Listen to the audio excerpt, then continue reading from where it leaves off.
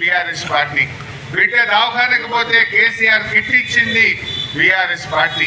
ఇలా అభివృద్ధిలో ముందుకు నడిపాం. రైతుల కోసం రైతు బంధు, రైతు బీమా, ఇలా ఎన్నో అభివృద్ధి కార్యక్రమాలు, సంక్షేమ కార్యక్రమాలు చేశాం. అక్క చెల్లెల తాగునీటి సమస్యలు పరిష్కారం చేశాం. సాగునీరు అందించాం. బంగారం లాంటి పంటలు పండే విధంగా ఈ తెలంగాణను అభివృద్ధి పథంలో నడిపాం. మరి ఈరోజు ప్రతిపక్షంలో ఉంటే కూడా ఇవాళ అధికార పార్టీ అయిన కాంగ్రెస్ పార్టీ తప్పిదాలను ఎత్తి చూపుతా ఉన్నాం. నీ 4000 పెన్షన్ ఎప్పుడు ఇస్తావు అని అసెంబ్లీలో గర్జిస్తున్నాం. అసెంబ్లీ బయట కూడా పోరాడుతా ఉన్నాం. నీ 15,000 రైతు బంధు ఎన్నడు ఇస్తావు, నీ రుణమాఫీ ఎన్నడు చేస్తావు, ప్రజలకు ఇచ్చిన హామీలు ఎప్పుడు అమలు చేస్తావు అని కూడా ఈ రోజు కాంగ్రెస్ మీద పోరాడుతా ఉన్నాం. అదేవిధంగా మహిళలకు మహాలక్ష్మి కింద నెలకు 2,500 ఇస్తామని గద్దెనెక్కిండ్రు. 17 నెలలు అయిపోయింది. ఏడాది అర్థమైన మహాలక్ష్మి ఊసలేదు, 4,000 పెన్షన్ ముచ్చటలేదు, రైతు బంధు 15,000 వచ్చింది లేదు, రుణమాఫీ పూర్తయింది లేదు. మాయ మాటలు చెప్పి అధికారంలోకి వచ్చి రాష్ట్ర ప్రజల్ని ఇలా కాంగ్రెస్ పార్టీ మోసం చేసింది. ప్రజలు విషయాలు గమనిస్తా ఉన్నారు. ప్రజలు అన్ని విషయాలు అర్థం చేసుకుంటా ఉన్నారు. తప్పకుండా ప్రజలు గుణపాఠం చెప్తారు. మరి ఈరోజు సాయంత్రం వరంగల్లో జరగబోయే బహిరంగ సభకు మన దగ్గర నుంచి కూడా రాష్ట్ర వ్యాప్తంగా కూడా పెద్ద ఎత్తున తరలి వస్తా ఉన్నారు.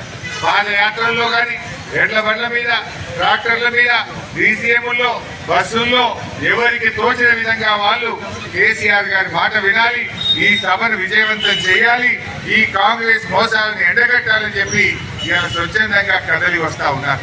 మరి ఈరోజు రాష్ట్ర వ్యాప్తంగా కూడా గ్రామ గ్రామాన ప్రతి వార్డులో కూడా జెండాలు ఎగరేసుకుంటా ఉన్నారు.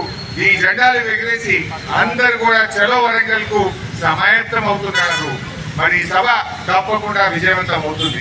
మరి మన సిద్దిపేటలో కూడా మీరు చూస్తున్నారు ఏం జరుగుతుందో. కాంగ్రెస్ వచ్చినాక మన పిల్లల కోసం, చదువుల కోసం పెట్టిన వెటర్నరీ కాలేజీని సిద్దిపేట నుంచి కొడంగల్కి ఎత్తుకుపోయింది. మన శిల్పారామం పనులు అక్కడే ఆగిపోయినాయి. మన రంగనాయక్ సాగర్ లో పనులు అక్కడే పిల్లలు గాలిలో వేలాడుతూ ఉన్నాయి. పనులు ఆగిపోయిన పరిస్థితి ఉన్నది. ఏ ఒక్క పని కూడా ఎస్సీ గురుకుల పాఠశాలకు 30 కోట్లతో భవనం శాంక్షన్ చేస్తే దాన్ని కూడా సిద్దిపేటలో క్యాన్సిల్ చేసి ఎత్తుకుపోయింది. రోడ్ల పనులు ఆగిపోయినాయి. అంటే ఇవాళ సిద్దిపేట మీద పగబట్టినట్టు చేస్తున్నారు. కొత్తగా శాంక్షన్ వచ్చింది లేదు, చేసిన పనులు కూడా అడ్డుపడతా ఉన్నారు. ఇవాళ సిద్దిపేట అంటే ఓర్వలేని పరిస్థితి. మంచిది బిడ్డ, మళ్ళీ వచ్చేది బీఆర్ఎస్ గవర్నమెంటే. తప్పకుండా ఇంతకు రెట్టింపుగా మళ్ళీ అభివృద్ధిలో ముందుకు తీసుకొని పోతాం. మీరు ఆపినా ఆగదు, వేరే శాశ్వతం కాదు. మీరు ఏడాది అర్థంలే పాలేందో నీళ్ళేందో తెలిసిపోయింది. ప్రజలు మళ్ళీ కేసీఆర్ రావాలి, బీఆర్ఎస్ కావాలి అని చెప్పి ఇవాళ రాష్ట్ర ప్రజలందరూ కూడా ఎదురు చూస్తున్న పరిస్థితి ఉన్నది. ఇవాళ రాష్ట్రంలో అభివృద్ధి కుంటుపడ్డది, ఆదాయం మందగించింది, ప్రజల ప్రమాణాలు తగ్గుతూ ఉన్నాయి. ప్రజలు కూడా చాలా ఇబ్బందులు పడతా ఉన్నారు. వ్యాపారాలు నడుస్తలేవు, దుకాణాలు నడుస్తలేవు, బిజినెస్ నడుస్తలేదు. ఎక్కడ చూసినా అంతా ఆగమాగం ఉండదు. ఈ కాంగ్రెస్ ప్రభుత్వం చూస్తే వాళ్ళ సుధీరైన సంసారం.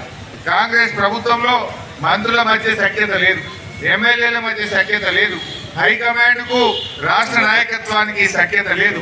అంటే ఒక గతి లేని, శుద్ధి లేని సంసారం అయింది. అంటే ఎప్పుడైనా మన ఈ ఊళ్ళలో